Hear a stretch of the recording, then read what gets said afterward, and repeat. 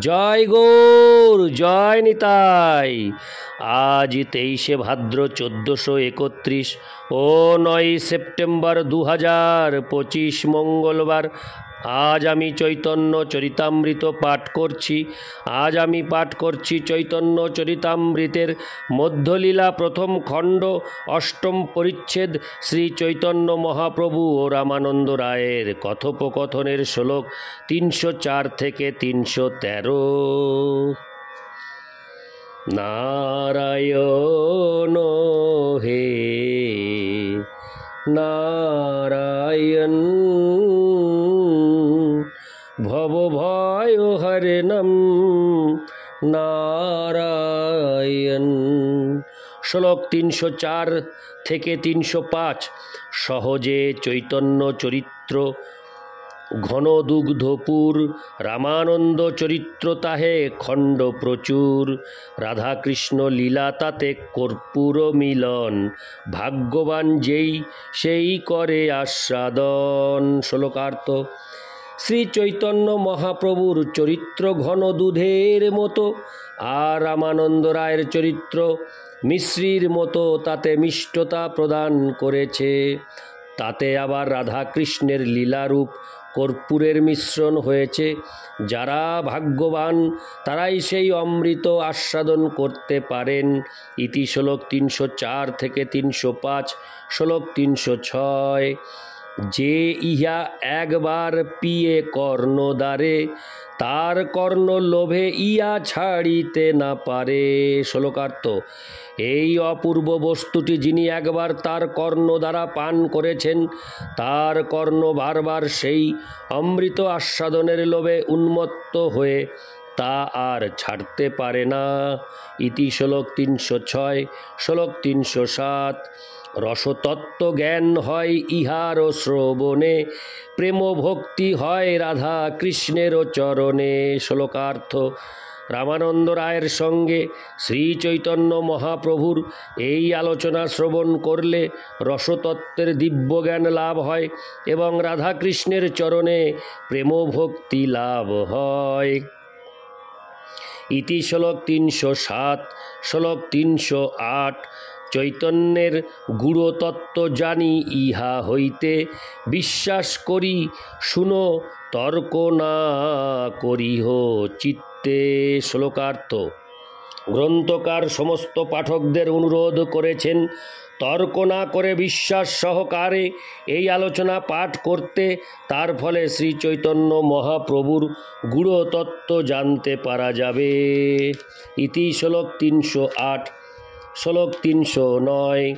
অলৌকিক লীলা এই পরম নিগূঢ়, বিশ্বাসে পাইয়ে তর্কে হয় বহুদূর। শ্লোকার্থ: শ্রী চৈতন্য মহাপ্রভুর এই অলৌকিক লীলা অত্যন্ত গোপনীয়। বিশ্বাসের দ্বারা তার মর্ম উপলব্ধি করা যায়, তা না হলে তর্ক করে তা কখনো বোঝা যাবে না। ইতি শ্লোক 309। শ্লোক 310। শ্রী চৈতন্য নিত্যানন্দ অদ্বৈত চরণ, যাহার সর্বস্ব তারে মিলে এই ধন। শ্লোকার্থ: শ্রী চৈতন্য মহাপ্রভু শ্রীমন্নিত্যানন্দ হরে কৃষ্ণ শ্রীমন্নিত্যানন্দ প্রভু এবং অদ্বৈত আচার্য প্রভুর চরণ কমল যিনি তার যথা সর্বস্ব বলে গ্রহণ করেছেন, তিনি এই অপ্রাকৃত সম্পদ লাভ করেন।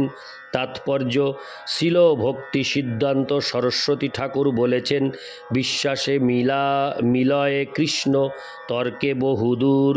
তেমনি সুদৃঢ় বিশ্বাস পরায়ণ ব্যক্তি রামানন্দ রায়ের সঙ্গে শ্রী চৈতন্য মহাপ্রভুর এই কথোপকথনের মর্ম উপলব্ধি করতে পারেন। যারা সদ্গুরুর শিষ্যত্ব বরণ করেনি, যারা অশ্রৌতপন্থী, তারা এই আলোচনায় শ্রদ্ধাশীল হতে পারে না। তারা সর্বদা সংশয়শীল এবং সংকল্প বিকল্পাত্মক প্রত্যক মনোধর্ম পরায়ণ। সেই সমস্ত খেয়ালি মানুষেরা কখনো এই আলোচনার মর্ম উপলব্ধি করতে পারে না। যারা তর্কপরায়ণ এবং জড় ভোগ পরায়ণ, তাদের কাছ থেকে এই চিন্ময় বিষয় বহু দূরে থাকে। সেই সম্পর্কে কঠোপনিষদে 1-2 বলা হয়েছে, নৈষা তর্কেন মতিরাপনেয়া প্রক্তান্যৈব সুজ্ঞানায় পৃষ্ট।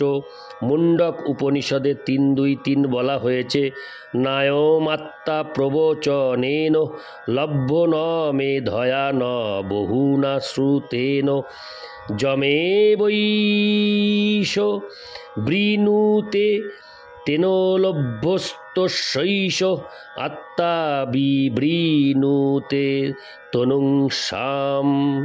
এবং ব্রহ্মসূত্রে 2:1-11 বলা হয়েছে, তর্কা প্রতিষ্ঠানাৎ। সমস্ত বৈদিক শাস্ত্রে ঘোষণা করা হয়েছে যে যুক্তিতর্কের দ্বারা কখনো চিন্ময় বিষয় হৃদয়ঙ্গম করা যায় না। চিন্ময় জ্ঞান গবেষণালব্ধ লৌকিক জ্ঞানের বহু ঊর্ধ্বে। কেউ যদি শ্রীকৃষ্ণের অপ্রাকৃত লীলা বিলাসে আগ্রহী হন, তাহলে কেবল কৃষ্ণের কৃপার প্রভাবেই তিনি তা হৃদয়ঙ্গম করতে সক্ষম হবেন। কেউ যদি তার জড় জ্ঞান বা জড় বুদ্ধি দিয়ে এই অপ্রাকৃত বিষয় উপলব্ধি করতে চান, তাহলে তার সমস্ত প্রচেষ্টাই ব্যর্থ হবে। তাই প্রাকৃত সহজিয়া এবং সুবিধাবাদী জড় সাহিত্যিকদের শ্রীকৃষ্ণ তত্ত্ব উপলব্ধি করার সমস্ত চেষ্টাই ব্যর্থ হয়। অতএব সব রকম জড় প্রচেষ্টাই পরিত্যাগ করে শ্রীকৃষ্ণের শুদ্ধ ভক্ত হবার চেষ্টা করা উচিত। ভক্ত যখন নিষ্ঠা সহকারে বৈদিক ভক্তি অনুশীলন করেন, তখন এই আলোচনার তত্ত্ব তার হৃদয়ে প্রকাশিত হয়।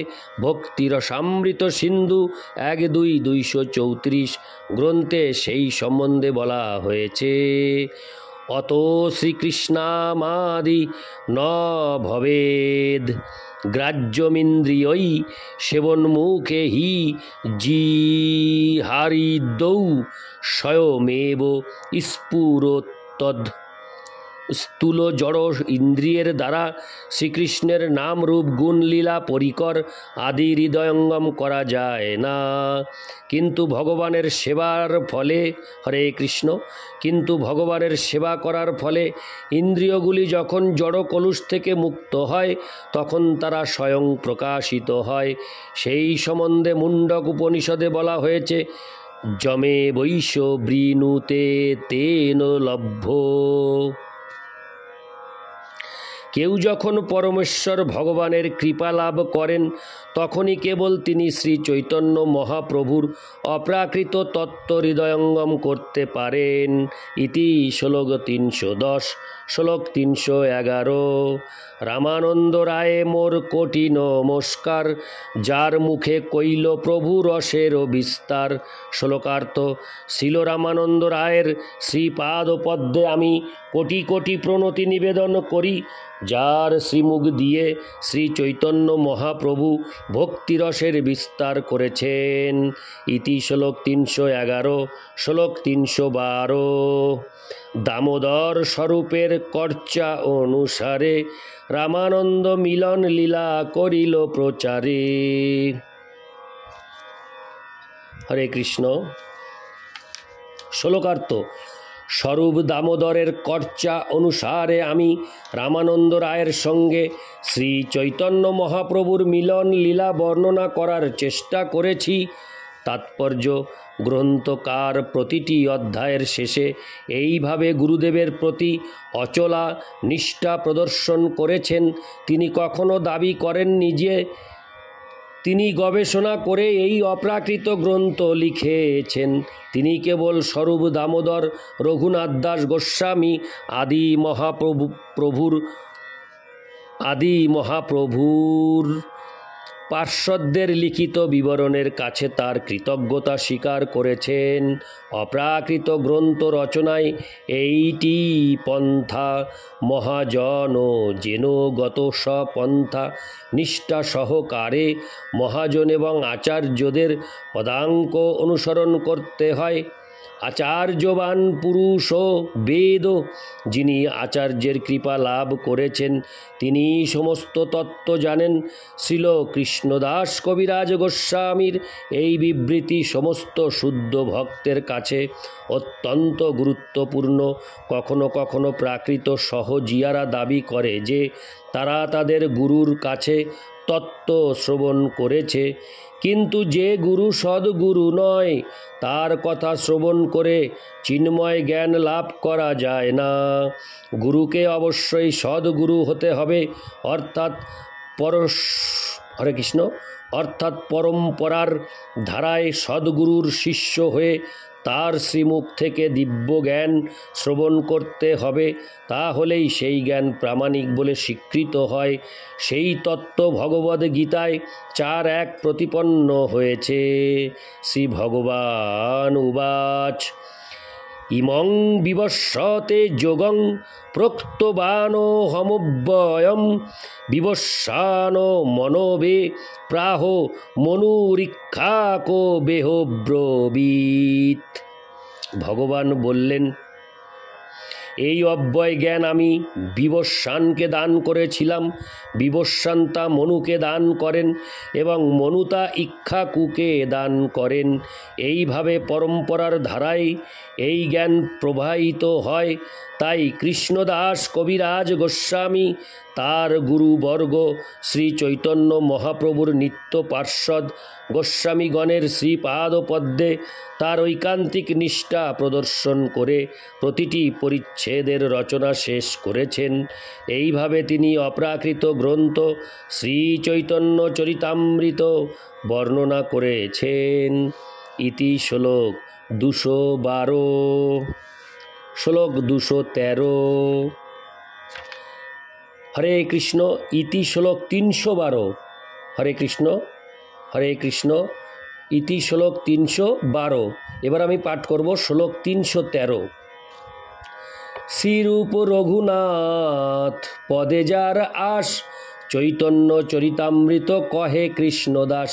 শ্লোকার্থ: শ্রীরূপ গোস্বামী এবং রঘুনাথ দাস গোস্বামীর শ্রীপাদপদ্মে আমার প্রণতি নিবেদন করে এবং তাদের কৃপা প্রার্থনা করে তাদের পদাঙ্ক অনুসরণ পূর্বক আমি কৃষ্ণদাস শ্রী চৈতন্য চরিতামৃত বর্ণনা করছি।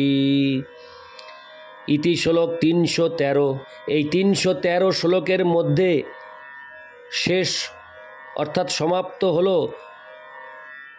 চৈতন্য চরিতামৃতের মধ্যলীলার প্রথম খণ্ড, অষ্টম পরিচ্ছেদ, শ্রী চৈতন্য মহাপ্রভু এবং রামানন্দ রায়ের কথোপকথন।